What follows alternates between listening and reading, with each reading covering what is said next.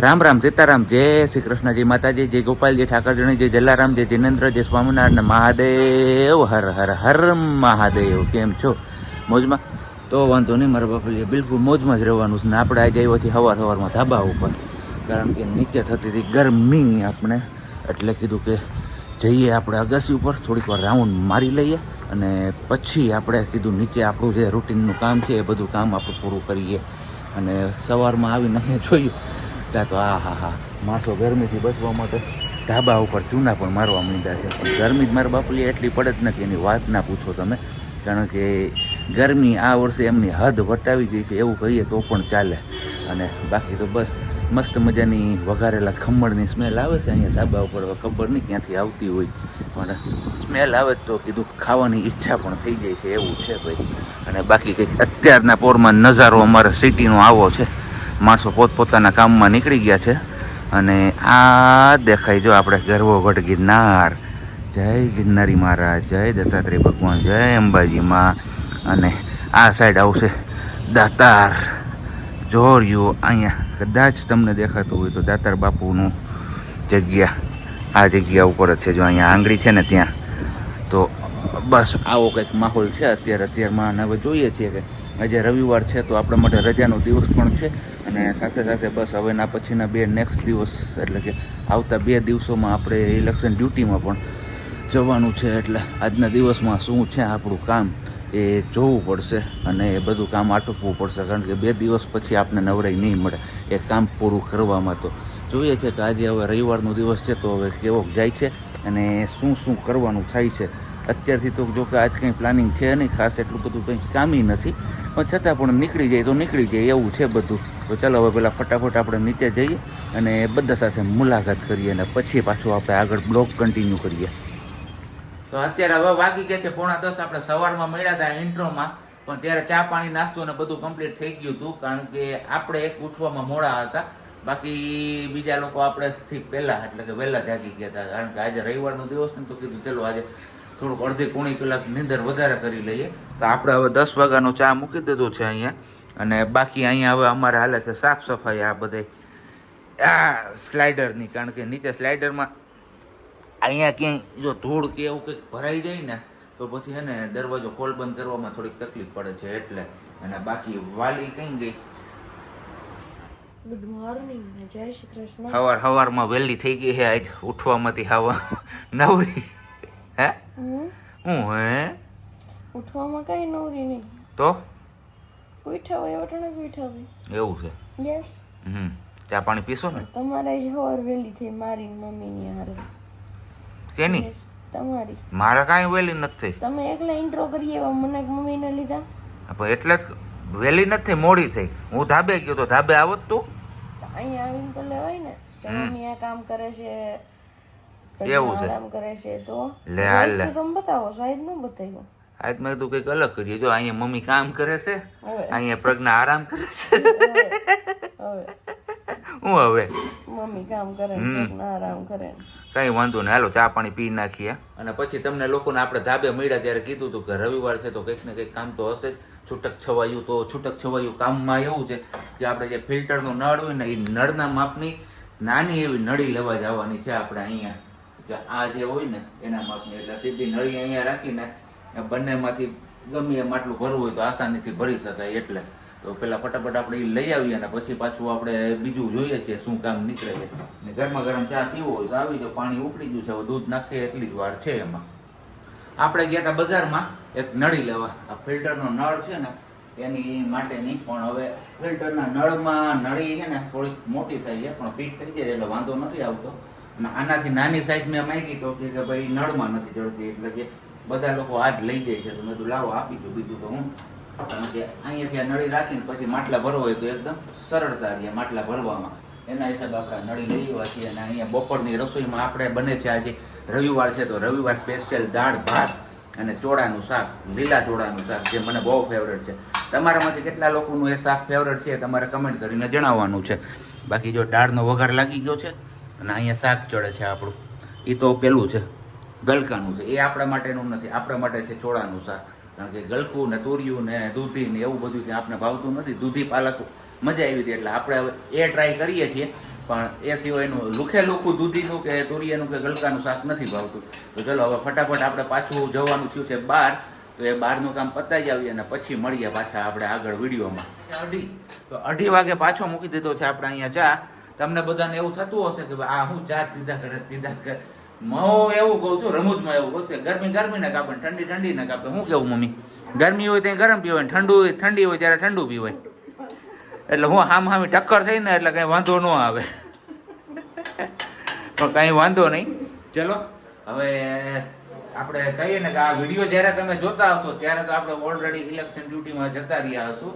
તો મારે તમને બધા લોકોને એક જ અપીલ કરવી છે, આવતીકાલે મતદાનનો દિવસ છે તો મહાદાન કરવાનો દિવસ છે. આમ કહીએ ને કે અંગદાન કરીએ ને જેટલું દાન મળે ને એટલું જ પુણ્ય આમાં પણ મળશે. સોરી, દાન નહીં પણ પુણ્ય. તો મતદાન અવશ્ય કરવું જોઈએ. તો તમારામાંથી જેટલા લોકો મતદાન કરવાના છે એ નીચે કમેન્ટ બોક્સમાં કમેન્ટ કરીને જણાવી દેજો. અને પહેલી વાર જે કરવાના હોય ને એ લોકો ખાસ. અને આમ તો જો કે બધાએ કમ્પલસરી કરવું જ જોઈએ, મતદાન કરવું જ જોઈએ, લોકશાહીનું આ મહાપર્વ ઉજવવું જોઈએ. તો જે લોકો અત્યાર સુધી મતદાન કરવા નથી ગયા ને એ લોકો, હું એવી આશા રાખું કે આ વિડીયો જોઈને જરૂરથી જશે અને મતદાન કરશે અને મને કમેન્ટમાં જણાવશે. હોતે ચાલો તો હવે હું રાહ જોઈશ કેટલા લોકો મતદાન કરવા જાય છે.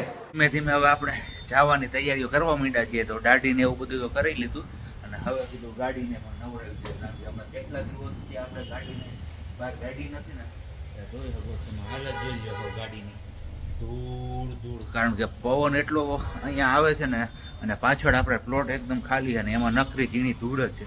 ઉડીને બધી ગાડીમાં છે. એટલે હવે કીધું ગાડીને સાફસૂફ કરી નાખીએ અને પછી થોડીક નાના મોટી વસ્તુ લેવા જવાની છે, એ વસ્તુ લઈ આવીએ. અને બાકી અહીંયા અમારે જો બાજુમાં સ્કૂલ છે તો ત્યાં પણ મંડપ ને બધું છાણ્યું અને બધું તૈયાર થઈ ગયું છે. કારણ કે અહીંયા પણ બૂથ છે. હવે અહીંયા તો જે લોકોનો ઓર્ડર હશે એ લોકોને આ રીતના છાંયડોની વ્યવસ્થા કરી દીધી છે. હવે આપણો ક્યાં ઓર્ડર થાય છે અને શું છે એ તો હવે કાલે જઈએ પછી જ ખબર પડશે. અને જવાનું છે આપણે વહેલી સવારમાં 3 વાગ્યામાં નીકળી જવું છે આપણે અહીંયાથી. કારણ કે 5 વાગ્યામાં તો રિપોર્ટિંગ ટાઈમ છે એટલે 5 વાગે તો ત્યાં પહોંચી જ જવાનું છે. તો 3 વાગે વહેલી સવારે જવા માટે જ આપણે ગાડી લઈ જવાના છીએ. તો કીધું ચાલો સાફસૂફ કરી લઈએ. ને અત્યારે વાગી ગયા છે 6:45 ને પવન એવો મસ્ત મજાનો હવે ચાલુ થયો જ ને આમ કહીને તો ગરમીમાંથી આંશિક રાહત મળી હોય એવું લાગે છે. કારણ કે પવન છે ને થોડો ગરમ છે અને આમ જોઈએ તો થોડોક ઠંડો પણ છે. કારણ કે વાવડ એવા મળ્યા છે કે વરસાદ પણ થયો છે, ક્યાંક છાંટા પડ્યા છે. ને અમારે જો આ સિસકાએ તો હે ને હવે ડિસ્કો કરવાનું ચાલુ કરી દીધું છે.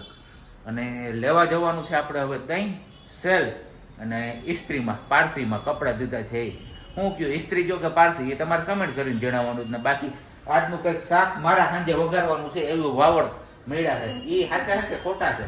હાવ સાચા છે. ભાઈ છે મારા બનાવેલું. જોજો મીઠું વધી જાય ને પછી કેતી ને કે આવું છું કે આમ છું તેમ એની જરૂર છે. તો ફાકડો ભરી જાય ને, મીઠું ભરી જાય ફાકડો તો થઈ જાય શાંતિ. બરોબર ને મમ્મી? સાચી વાત ને? જો મમ્મી માથે લાઈટ ડિસ્કો કરે કા કરે ને તો મમ્મી તમને જ સપોર્ટ કરે, મને જ ન કરે. મને જ ખસકાવે એમ. તને કઈ ખસકાવી? કોઈ દી નહીં હો. તો પછી કોઈ દી ખીજાણી નથી મમ્મી. હા એટલે એમાં જ તું હે ને થોડીક આમ સાયકલી થઈ ગઈ છો. બગડી ગઈ છે એમ ને? સાયકલી થઈ ગઈ છો. સારું હાલો તો હવે આપણે દહીં ને ઓય આવું થાય. આ ફાંદો વધી ગયો ને એના હિસાબે, બીજું કઈ નથી. વજન મારે તો ઘટાડવો છે પણ કેમ કરવું, શું કહી કેવી રીતે ઘટાડવું? ખાવાનું મૂકી નથી શકવું એમ. કારણ કે ભૂખ લાગે તો રહી નથી શકતો. વાંધો ઈ આવે છે. આદુ ખાવ છું. હું ખાવ છું પાલક ની ભાજી, તાંજરિયા ની ભાજી ને ચા ને રોટલી ને એવું જ ખાવ છું. તમે કોઈ જોયું કે આજે જોજો હાંજે હું ખાવ નહીં તમે જોજો. તો કે જવાનું છે એટલે હાંજે એવું ખાવું. હા નહીં તમારી જોડે મમ્મી એની જોડે એને કીધું કે મારે જાવું છે કે હાજુ ખાવું બસ ને. જાવું તે તો થોડુંક કામ પેટને હે ને હાચવીને લઈ જવું પડે. કારણ કે ત્યાં તકલીફ થઈ તો પછી ત્યાં આપણું કાંઈ ન હોય. અને આમ તો જો કે ઘણા લોકો ઇલેક્શન ડ્યુટીમાં ગયા છે એ લોકોને મારા જેવો કડવો અનુભવ ક્યારેક થઈ ગયો હોય તો કહેજો કમેન્ટ કરીને. બરોબર ને? સારું હાલો વાતુના ઓડા નથી કરવા ને આપણે ફટાફટ લઈ આવીએ. ત્યાં હમણાં મહાદેવજીની આરતીનો ટાઈમ પણ થઈ જશે. ને એક કમેન્ટ આવી છે કે મહાદેવજી નહીં, મહાદેવજીના મંદિરના પણ દર્શન કરાવજો તો ચોક્કસથી તમારી એ ઈચ્છા પણ પૂરી કરશું. પણ જો હિસાબજી કેદી ફ્રી થાય ને કેદી કરાવે એમના ઉપર ડિપેન્ડ છે બધું. એમના ઉપર ડિપેન્ડ છે બધું કે દિવસે પૂરી કરાવે. કરવાની છે પાવભાજીની ભાજી. તો જેના માટે આપણે જોઈશે 3 પાવડા તેલ, આ 2 અને આ ત્રીજું પાવડું. અને પાવભાજીની ભાજી છે કે દૂધીની ભાજી છે? એટલે દૂધીની ભાજી છે, પાવભાજીની ભાજી નથી.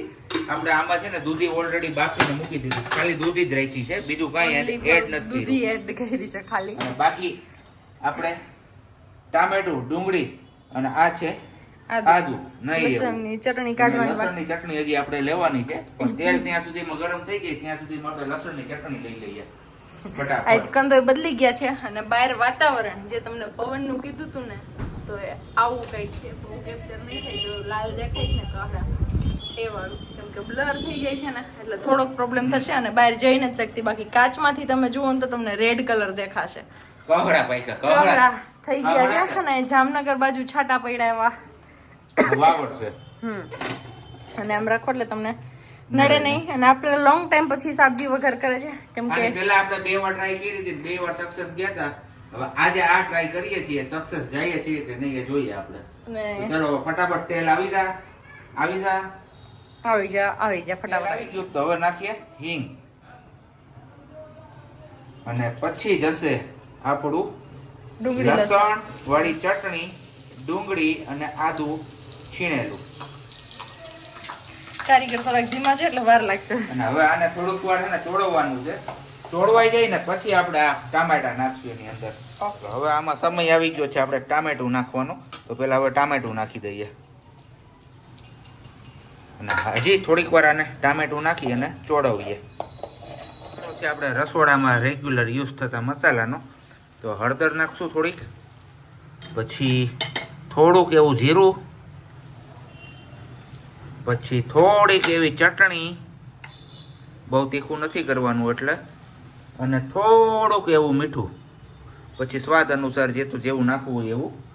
અને બસ આને હવે સરખી રીતે પાછું મિક્સ કરી લઈએ આપણે.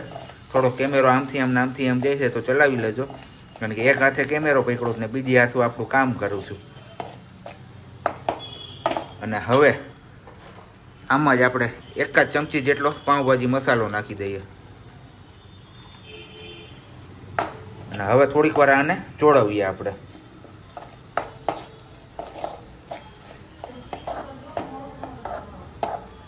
લ્યો, ત્યાંથી ઓર્ડર આવ્યો હોય કે તીખું કરજો, તો હાલો થોડીક એવી ચટણી પાછી આપણે એડ કરી દઈએ. બીજું શું, રેડી થઈ ગયું આ તીખું આપણું. આપણે જો કે ખાવાનું નથી. હવે આ ચડી જાય ને પછી આપણે જે આ દૂધી બાફેલી રાખી છે અહીંયા એ આની અંદર એડ કરી દેવાની છે. અને પછી જ્યાં સુધી તેલ છૂટું ન પડે ત્યાં સુધી આને ચડવા દેવાની. તેલ છૂટું પડી જાય એટલે આપણી ભાજી તૈયાર. મહાદેવજીની આરતી પણ ચાલુ થઈ ગઈ છે અને બસ હવે આપણે બધા એઝ યુઝ્યુઅલ મસાલાને બધું એડ કરતું દીધું. હવે ધીમા તાપ ઉપર આપણે એને ચોળવીએ છીએ. ચોળવાઈ જઈને પછી એની અંદર નાખશું આપણે લીંબુ સ્વાદ અનુસાર અને ગાર્નિશિંગ માટે ધાણાભાજીનો ઉપયોગ કરીશું.